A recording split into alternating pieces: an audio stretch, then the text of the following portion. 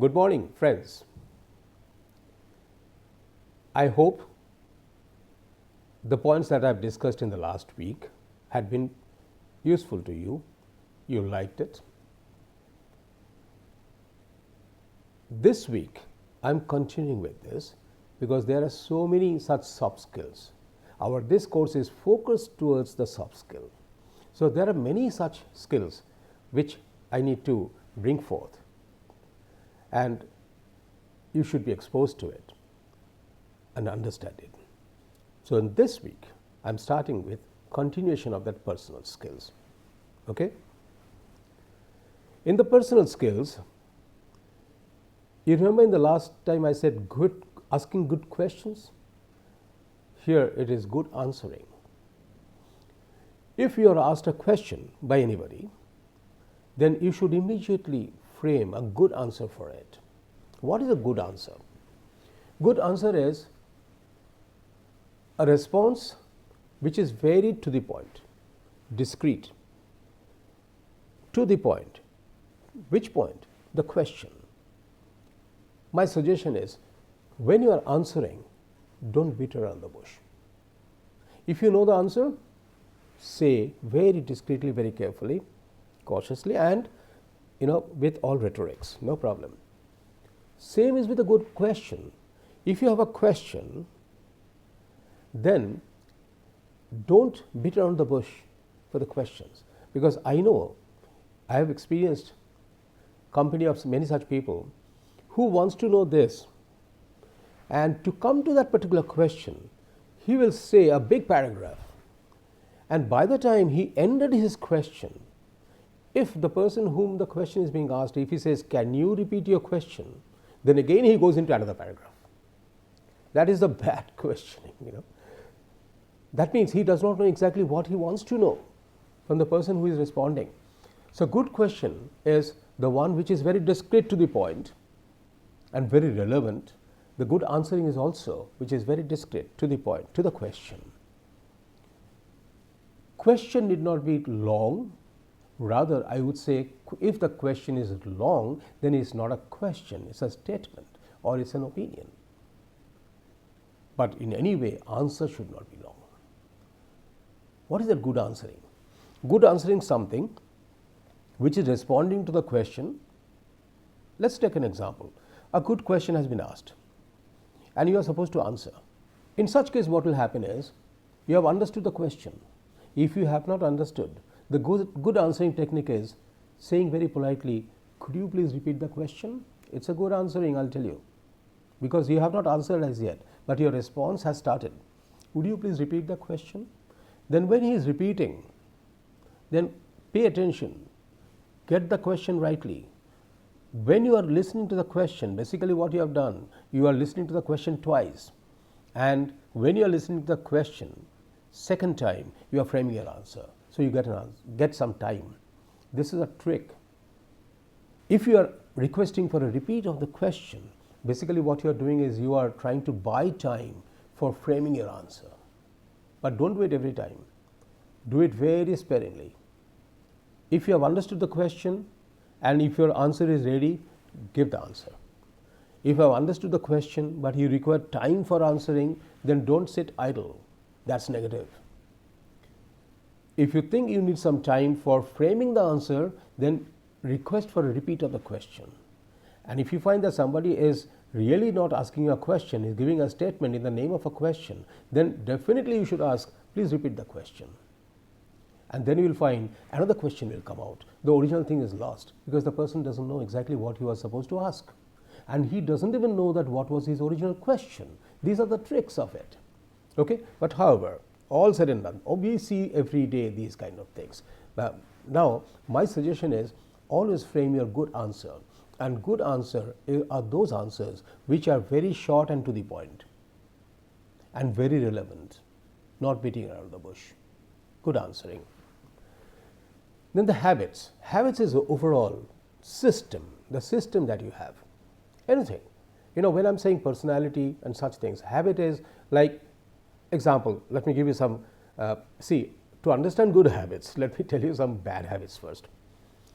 Somebody is coming to you and then keeping the diary on the table with a thump, this sound. Or somebody who comes there and ultimately sits and relaxes. These are bad habits. Somebody who comes and ultimately looks at the AC is running or the fan is running. Bad habits. The first time he is meeting you and he is trying to ensure that his environmental quality is good. Another thing is somebody has come in and you watch that he first looked at you and then he looked around that if there is anybody else. Bad habits. Why I am giving the hints of the bad habits? Because bad habits, if you eliminate, then it becomes good habits. So habits should be normal. Habits should be very, very professional. So have good habits. If you want to enter into a chamber, unless somebody is opening the door for you, you tap. Ensure that he gets a signal that somebody is tapping the door and he gets prepared to accommodate you or invite you. Good habit. Don't even just open the doorknob and put your 1 foot in, half open, may I come in? Bad habit. So the good habit are such things. There are many, many good habits. In the whole system of your everyday manifestation, the habits matter. And habits are noted. In fact, I'll tell you, good habits are rarely noted, but the bad habits are very strongly noted. And if you are going to a client or a customer or anybody, going for interview and something, your bad habits will be immediately noted. Good habit is taken to be normal, actual, usual. Nobody comments on that. Nobody ever says that he's got a good habit, but they will always say he has got a bad habit. Bad habit, introjection. Somebody is trying to tell you something, his points, in between you say, I know what you are trying to say. Bad habit. Allow him to speak. Listen to him. And then thing is, suppose you have heard him and then you say, actually I didn't get your point because I couldn't exactly hear what you are saying. Bad habit. So what is the habit is whole system. Habit starts from your entire dresses, smile, look, movement of the arms, hands, fingers and other things. I have come across some people. See, all these I have seen in my life. You are seeing every day, same as mine. Somebody who comes here and ultimately when he is speaking to you, his hands are here, trying to adjust things. Bad habit. Be what you are. If you want to be ready, be before you interacted, before you entered. So the habit has to be good, for which there are many training courses. The good habits can be taught. Poor habits can be eliminated. Okay, so it is important. Then comes handling criticism. What happens is, we individual, whatever you have learned, whatever we have acquired, we think that we are right. This is a very intrinsic or generic nature of human being. We think what you are doing, what you are speaking is right. We are rarely or adaptive to accept criticism. Something I have said and somebody contests and saying that no, what you are saying is wrong. It's a criticism. You have done something, people say what you have done is wrong. It's a criticism. The thing is, the good personality is that personality who can handle the criticism well. Criticism is what? Criticism is trying to identify your faults, your limitations. And how do you handle it? You handle it in such a manner that you handle it very gracefully. My point is, if you are criticized, handle it very gracefully. It gives you two advantages. One is you learn your limitations. Nobody ever told you that this is your limitation. So you learn your limitation. This is the first advantage. Second advantage is the moment you have accepted your criticism, the other person, you win the confidence of the other person who criticized you. Objecting or contesting a criticism will lead to the further criticism, further contesting, further criticism, further discussions, leading to negative, negative and negative. So if you have somebody genuinely criticizing on your genuine limitation, accept it, handle it. If you cannot do it at that point of time, you can always say, Okay, I understand my limitation. I'll take care of it. That is a good way, good gesture, good way of handling criticism. If suppose you don't want to do it just for the sake of establishing that what you are doing is right, still I'll advise you handle your criticism once you go back. If you think that at that point of time, if you accept your criticism, you lose your business or you lose your game, then I would still suggest take the criticism at the back of your mind, go back and sit quietly and think, why I have been criticized? Do I have the limitation? Maybe you will find that that person who criticized you is your friend because he helped you in identifying your limitation, which generally we don't try to identify our own limitations unless somebody tells us. So handle criticism and don't be aversive to it. Imaginative is another very strong soft skill which lets you imagine. Imagination is boundless, we say that. But in your business, if you are imagining, what you would like to imagine? You would like to imagine that you are making a good turnover. That's your imagination. I'm going to be a billionaire. Billionaire for what? Going to a 5-star hotels or 7-star hotels, having a Porsche and such other cars. That's not your dream. You want to earn a lot of money, build your wealth. That's you're imagining as a business person, that I would be earning so much, I'll have so much of wealth, I'll run a company, my company will have so many people working for it. You're imagining. Boundless. You think about it. You think that you will become a ruler. You think about being a king. So imagination is, since it is boundless, it is also dangerous. This is where at the same time, if you don't ever think that you should run a company someday, own a company someday, you will never own it. There's nobody in the earth who will come and give you a company that, okay, you run it and you become the boss. No. You have to imagine that I would do it. And when you think that I'll be doing it, then you will work out the path for achieving it. Now you connect it with the goal setting. Since imagination is boundless, setting your goal means you are setting up target point, object. And imagination is boundless. Your goal has been set in between. Now, to reach your imagination, at least you reach your goal. Automatically, you will find everything will fall in place. So, be imaginative. Without imagination, you cannot do something which is non-existent.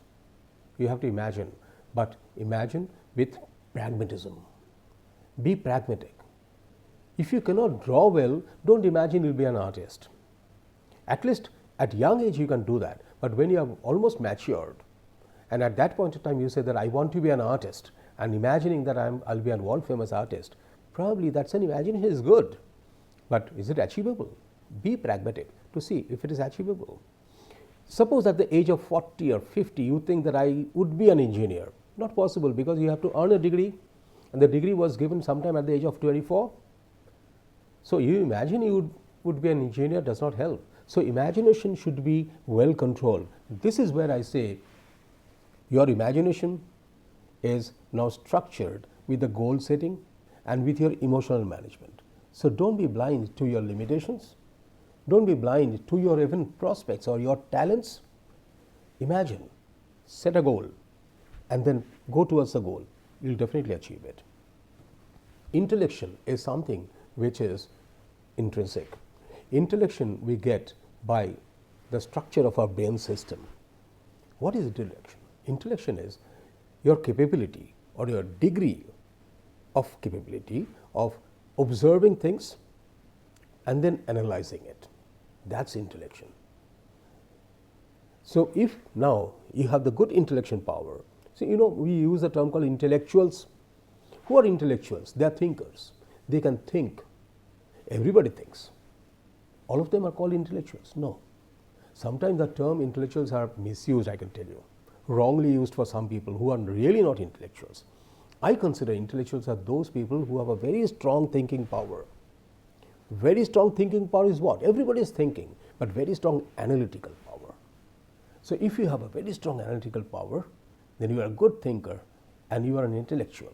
So intellection is that capability or that skill in the mind which gives you a strong power of analysis.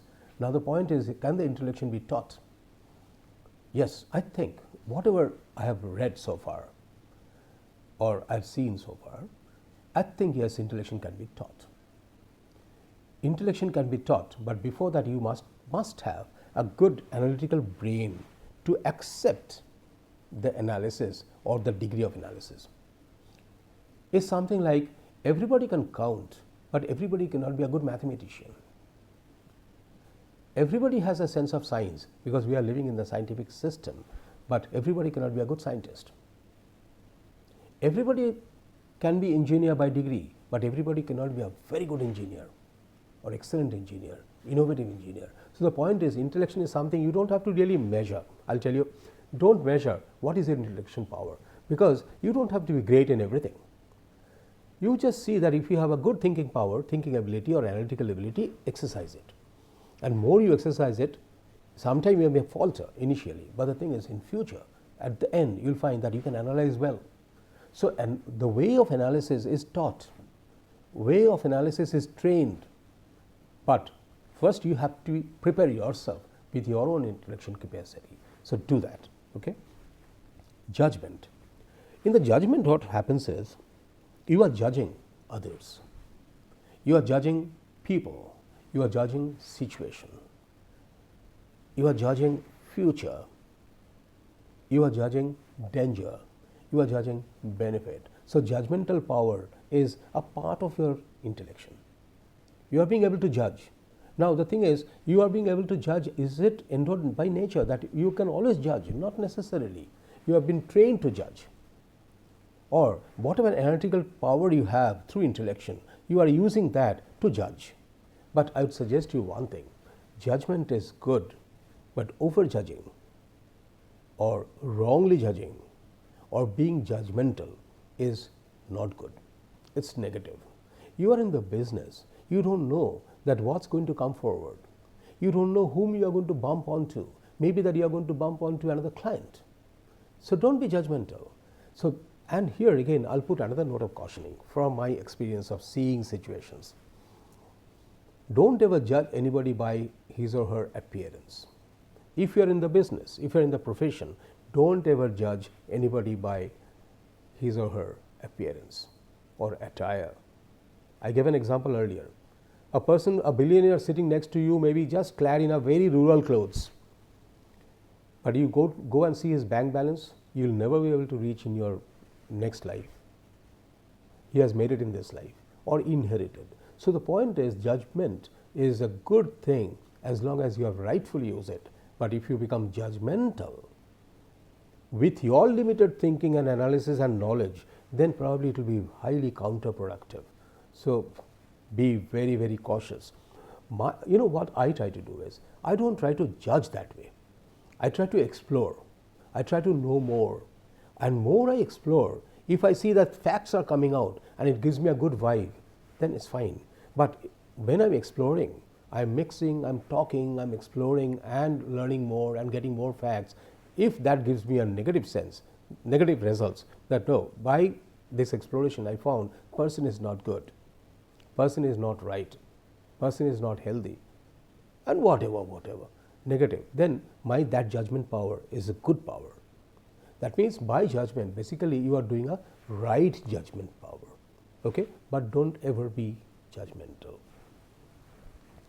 Knowledge on current affairs is another very strong soft skill in business. I have seen this kind of situation. I have seen a person, he sold his product to a client just by having knowledge of one current affair, like cricket game. I have seen a person entering into an office and ultimately could make out after a few interactions or few exchange of sentences that the person who is going to take a decision in terms of buying, he is a connoisseur of cricket, and he is trying to know today how much is the run that has been made by either Saurav Ganguly or Sachin Tendulkar. He is interested to know about that. He is interested to know about today's results of the cricket match, and the person who has gone there to meet him to sell his product is a business person, salesperson, and he knows the weakest point of that particular gentleman is the cricket game. Then immediately he gives tips of all the facts, the results. You know, the moment he keeps on saying all those results, today, now it is at this moment he is batting and that person has bowling, you know, this is the run that India has made. All these things, the moment he says, they get linked very fast. Okay, it's a current affair.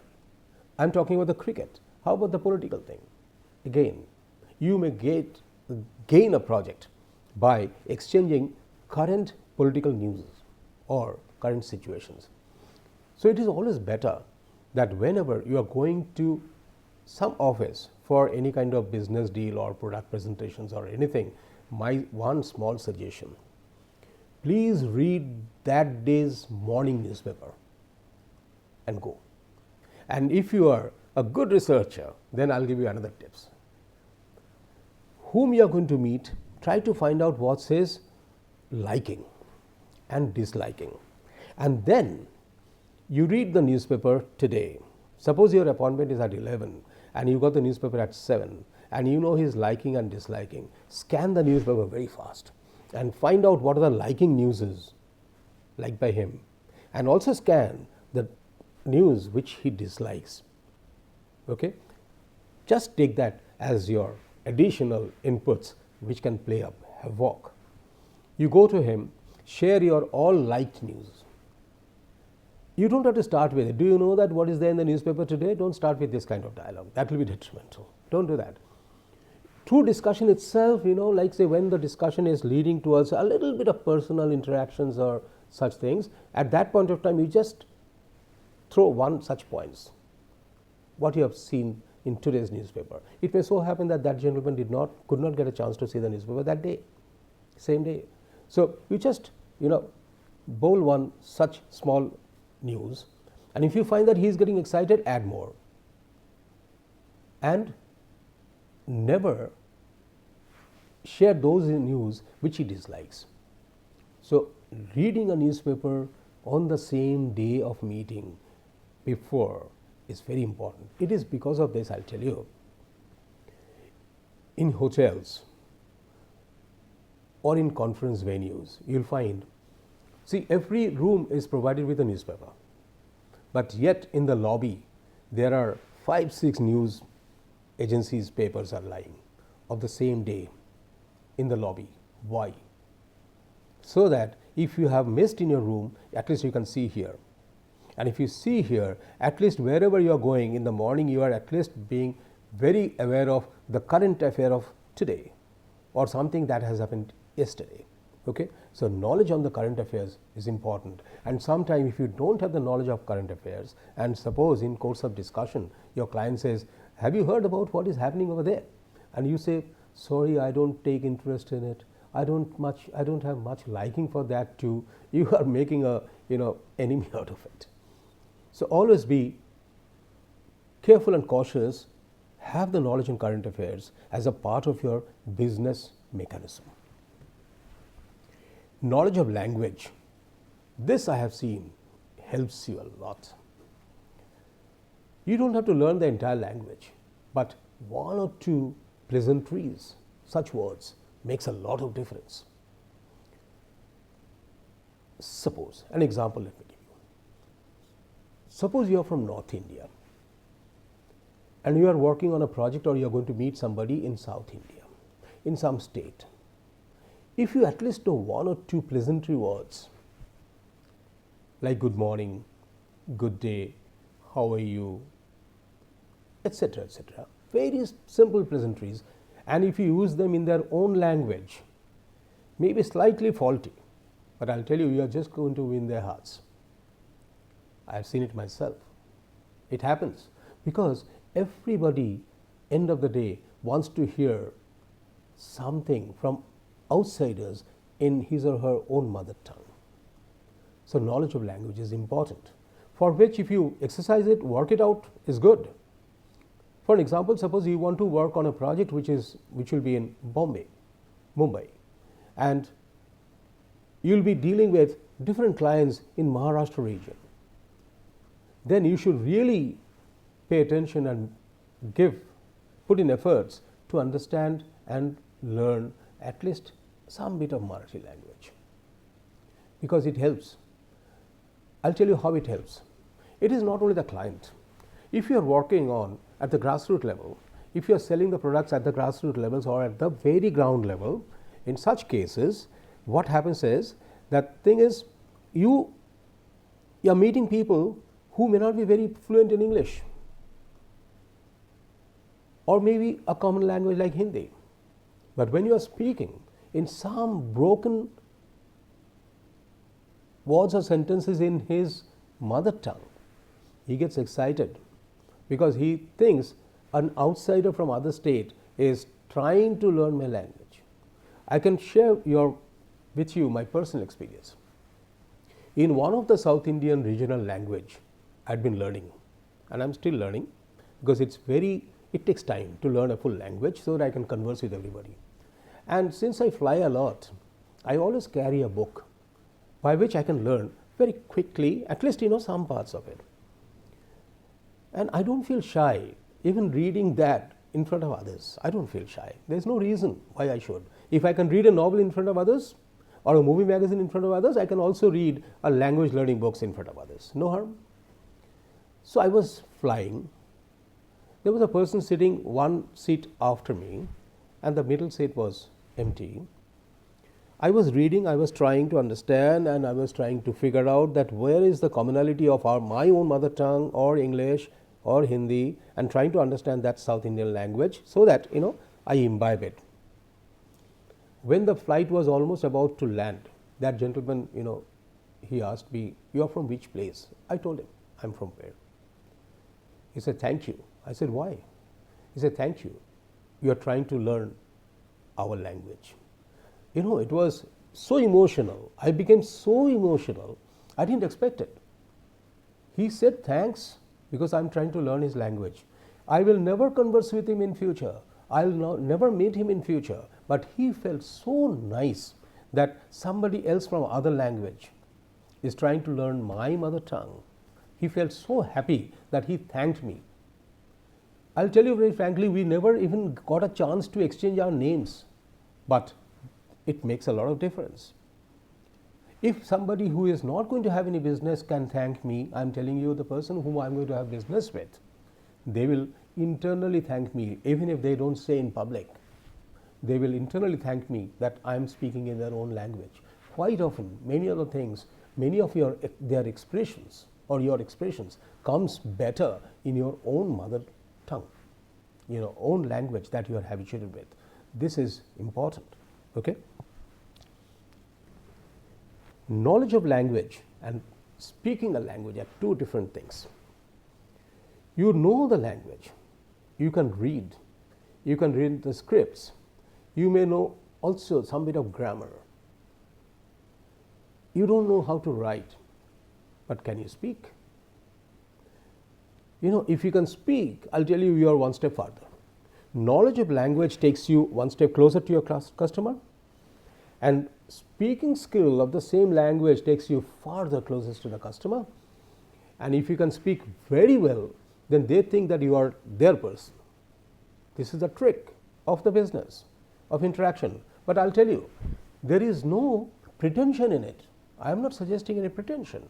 I am saying that to best communicate, if you can communicate in their own language, it helps. If you are having business with some other European country,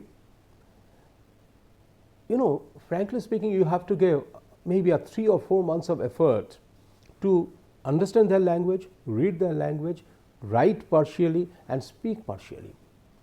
But you don't know the benefits that you are likely to get. The benefit is twofold. One is you win their heart, number one. Number two is, if you have gone to, say for example, you have gone to one of the European country and you are meeting two persons together, they are together, you are alone, and you are trying to sell your products or you are trying to have business or develop a business, and they are speaking in between themselves in their own language. If you know their language, if you can understand and if you can speak, then two things. One is you win their heart. And the second thing is you can also make out that are they saying positive or negative about your approach. That is a big thing, I'll tell you. This you have to understand.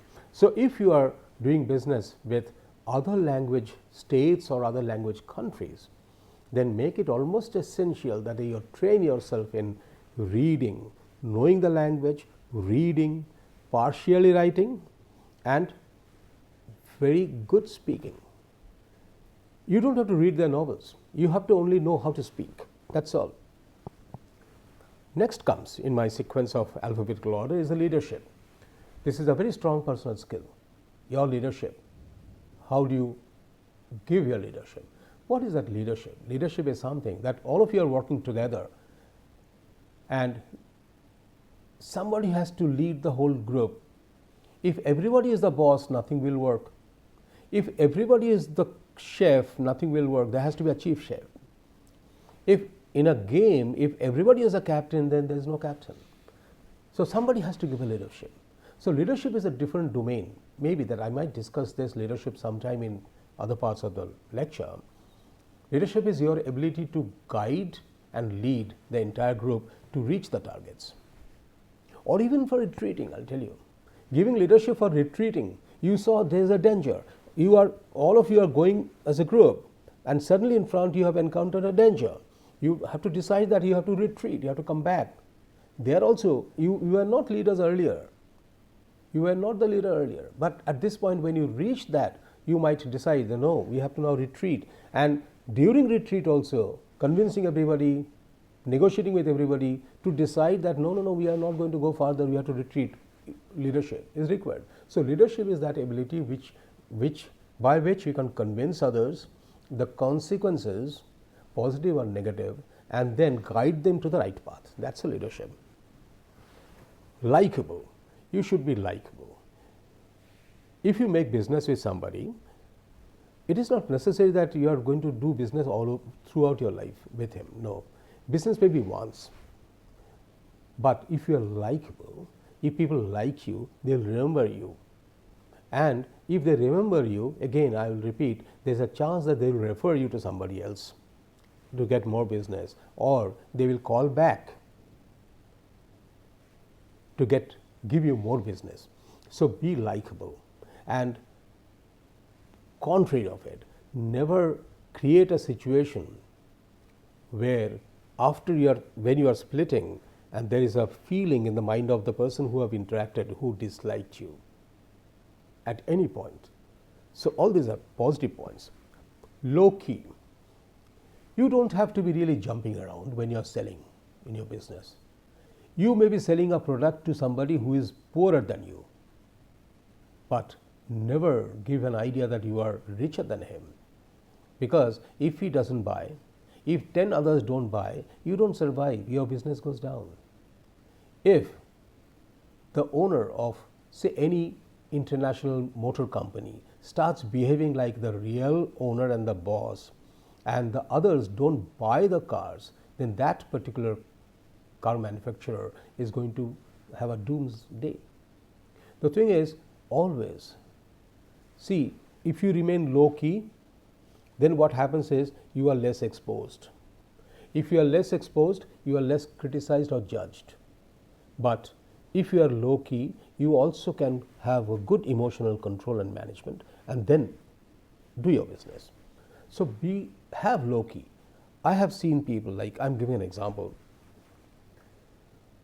There was a sales agency, local regional agency, that gentleman used to come to me every time. Sir, this is our product. And they used to give leaflets and CDs and all that. This is our product. Sir, if you can recommend somewhere, because I'm an architect, so I have to recommend products. If you can recommend our products, these are the technical details and all that. One day my MD will come and meet you. I thought, what's the necessity? There's no necessity. Two examples in this.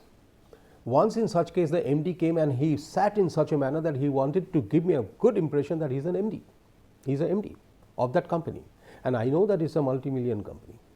And the MD wanted to meet because he wanted to ensure and see that where my regional sales manager is going. MD's purpose of coming to me was not to see me anyway. He made a trip in this particular region, from the central region of the country, and he was moving to different spots where the regional salesperson thought that will encourage the buyers to buy the product. But the MD, once he came in my room and sat, he gave an air or the aura of he is the MD. I am not. This is one. There is another case I know where MD of another company, he came, he was so soft, so sober, so accommodative that he wanted to know what's my requirement. He wanted to know how could he help me, how could he improve his product, and how I can be benefited by his product. He was so low key. This is what is low key. So be very cautious that, mind it, if you are showing your air or showing your aura, showing your position to somebody which leads to dominating, that also may lead to your losing business. Take care of that. Hyperactive, another point. Don't ever be hyperactive. You know, when people become hyperactive, I've seen that. A salesperson becomes hyperactive when the negotiation is struck, means deal is struck, the sale is closed. They suddenly become very hyperactive, very elated, things are done. Don't do it. Be calm and cool, because this is just a process, just a step. It's only a negotiation struck. It's only the deal closed. Delivery has not started. Your service delivery has not started. Your payment has not started. I have seen many of the salespersons, they become so hyperactive when the deal is struck. I find it is not really good, healthy sign. One has to be very, very controlled. This is what is emotional control. When you are signing an agreement, deal is struck, you show soberness, you show your calm, you show your commitment, you show your diligence, you show your good nature, good habits, sign it. Don't jump around, don't tell everybody and all that. I have seen people, after the deal is struck, they keep on shaking hands with everybody in the room. Don't have to really do it. Shake the hands with somebody who is also signing the other part of the agreement first, with dignity, with a courtesy. Do that. After that, it's just a gesture, courteous gesture, that you shake hands with other. But don't jump around and forget to shake hands with the person who has signed the other part of the agreement. You signed, and you become so hyperactive, then if the person who is next to you shake hands with him, and then him, and then him. But the person who has really signed the other part and gave you the job, you forgot to shake hands with him.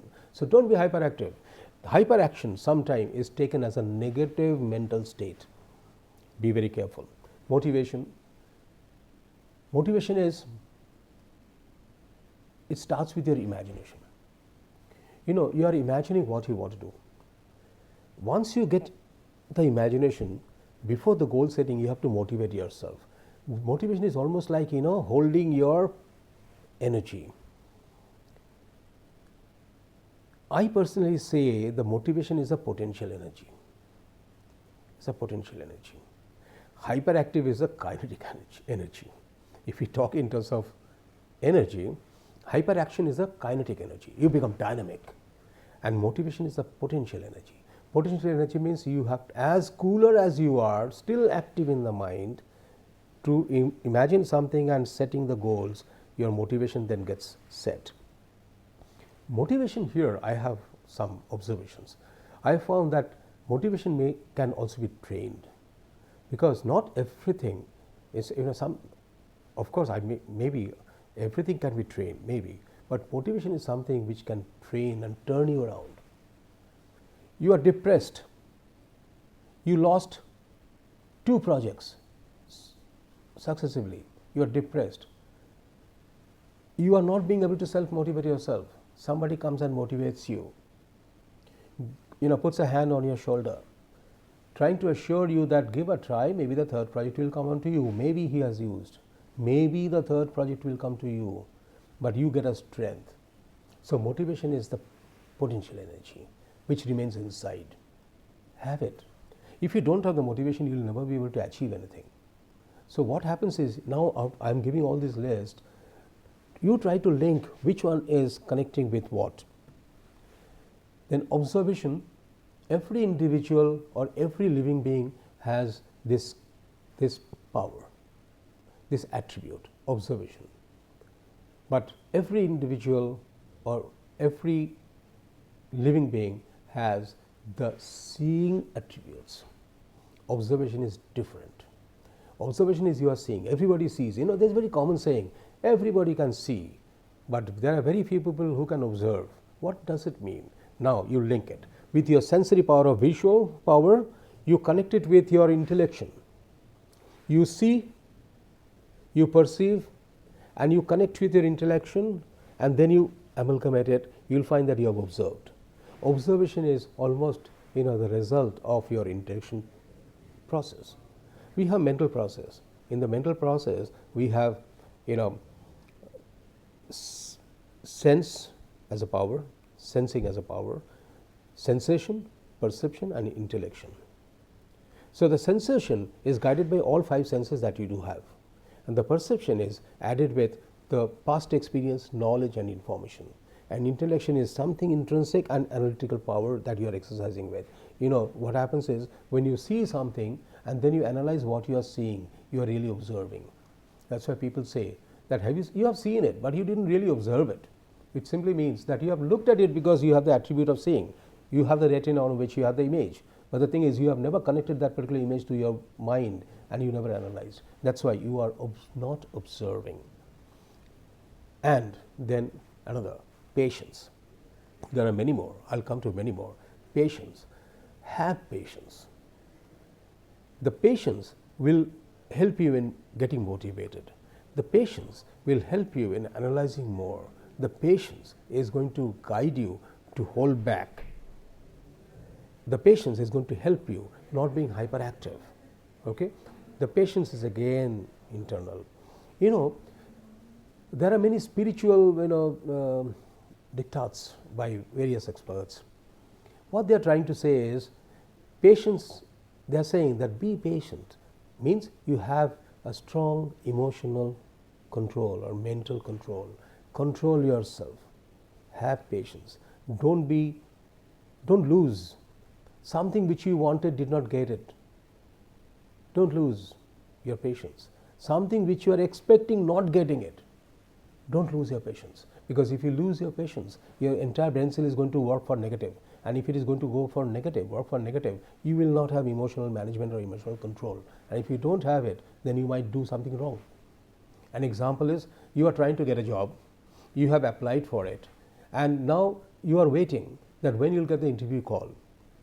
And it's maybe beyond your expected time of waiting, and then suddenly you become restless, and then you write a letter. I applied on that day and I was expecting a call from you. May I know when I'm going to get the call from you? These are basically a reflection of your impatience. It may be that they are under the process. It may be the next day they were about to issue. If they are good, they would say, please wait, we have decided, we'll send you the interview call later. But the thing is, once they will tolerate, that again, suppose 7 days after you didn't get a call, and then you write again or phone again saying that I've been waiting for this, I have never got it, now it is a sign of your impatience. And if it is so, I can assure you, you may be getting a call, but when you are going to go for the interview or for the meeting, you have half lost, because they have noted that you are impatient, and nobody wants to hire impatient people because they become the problem of the group or the team. So they take note of that. Okay? Thank you so far.